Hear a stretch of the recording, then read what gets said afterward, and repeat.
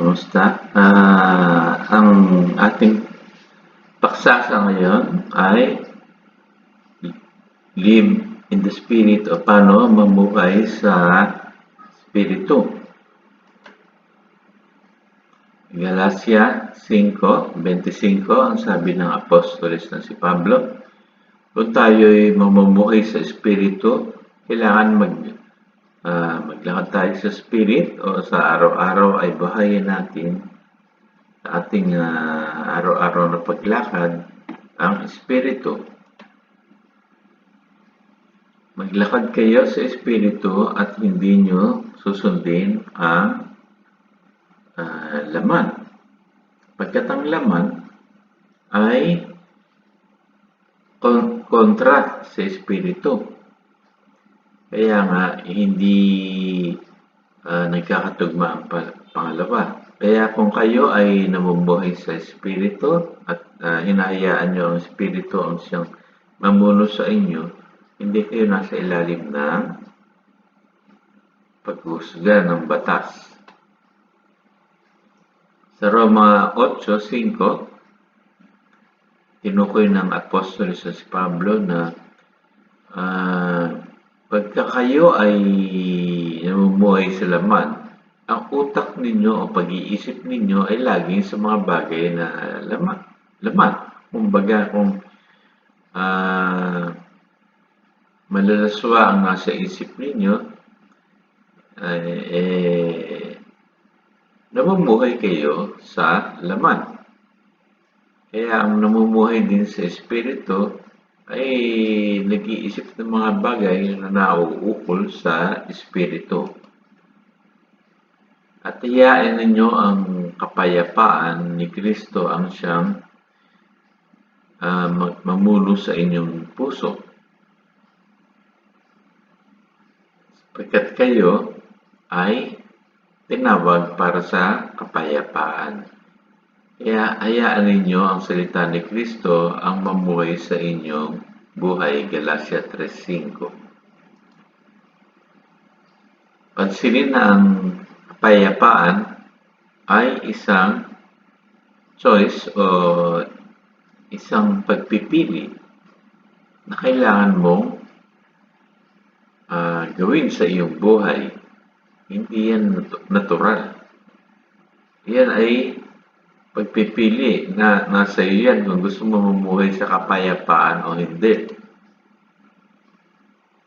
Galatia 5:22, ngunit ang bunga ng Espiritu ay pag-ibig, kasiyahan, kapayapaan, kabutihan, at pagiging faithful, at pagpipigil sa sarili. At yung mga na kay Kristo ay ipinako na sa krus ang mga malalaswang pag-uugali at yung mga kumbaga yung mga iniisip na panay passion at desire, pagnanasa. Sabi ng iba ay natural lang yung fruit, yung bunga ng Espiritu. Ngunit pansinin ninyo dito na kailangan para magkaroon ng bunga ng Espiritu, yun ay pinili natin at kailangan ay ipako natin sa krus ang ating makasalanang pag-iisip at pagnanasa. Kaya malinaw na sana na ang bunga ng Espiritu ay hindi natural.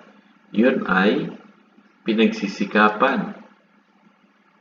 Galatia 5:24-25.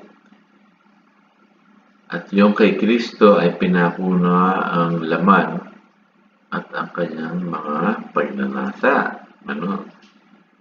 Sabi sa Efeso 4:30, tanggalin nyo ang sama ng loob o pagtatampo-tampo, ang galit, ang pagbubulyaw, at ang pagchichismis ng masasamang bagay sa kapwa.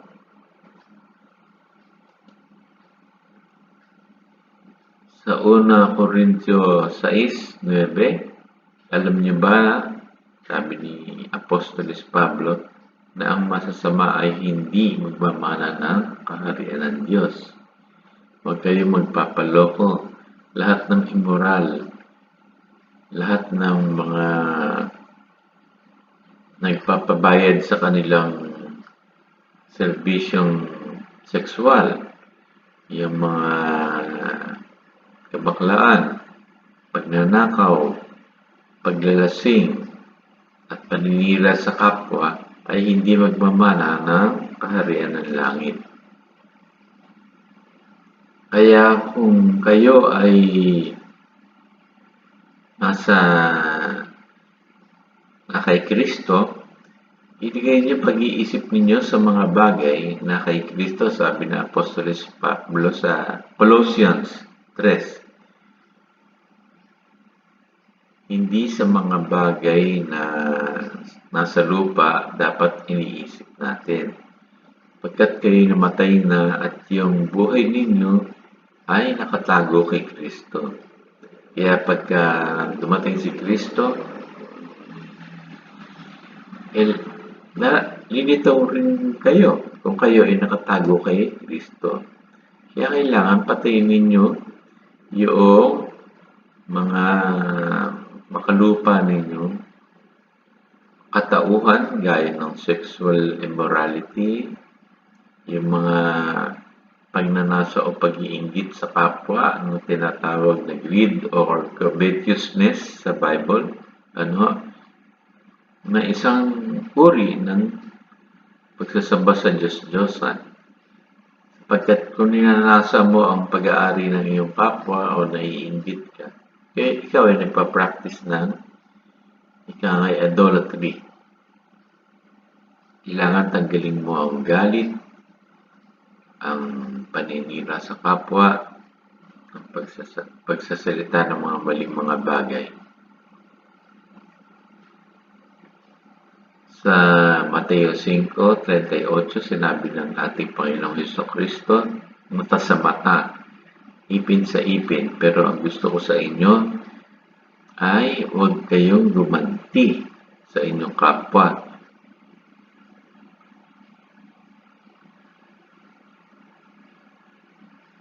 Kung kayo ay sinampal sa isang parte ng pisngi, bigay mo na rin yung kabila. Ibig sabihin, huwag kang maghiganti at gawin sa kanya rin yung pananampal. Ibig sabihin, kung dapat ay mapagbigay tayo sa ating kapwa,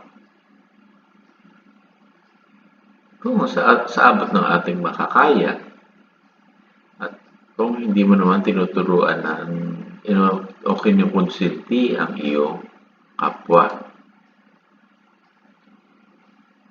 Narinig din nyo, sabi ni Jesucristo sa Mateo 5:43, mahalin ninyo ang inyong kapwa at kamuhian ninyo ang inyong mga kaaway. Ngunit sinabi ni Jesucristo, matuto kayong magpatawad at pagsensyahan ang nangaaway sa inyo. Sa katapusan, pumunta tayo sa Roma 8:13, sabi ng Apostoles na si Pablo, kung kayo yung namumuhay sa laman, mamamatay kayo. Pero kung kayo yung namumuhay sa Espiritu, pinapatay ninyo yung mga nasa katawan ninyo na namumuhay doon sa laman, mabubuhay kayo. Kung kayo ay pinamumunuan at Panginoon ninyo ang Panginoong Jesucristo, kung gayon ay pinamumunuan kayo ng Espiritu ng Diyos. Kaya kayo ay anak ng Diyos. Ito ang One God Ministries. Maraming pong salamat. Hanggang sa susunod. Punta po kayo sa aking channel kung gusto nyo mapanood ng iba pang mga video ko.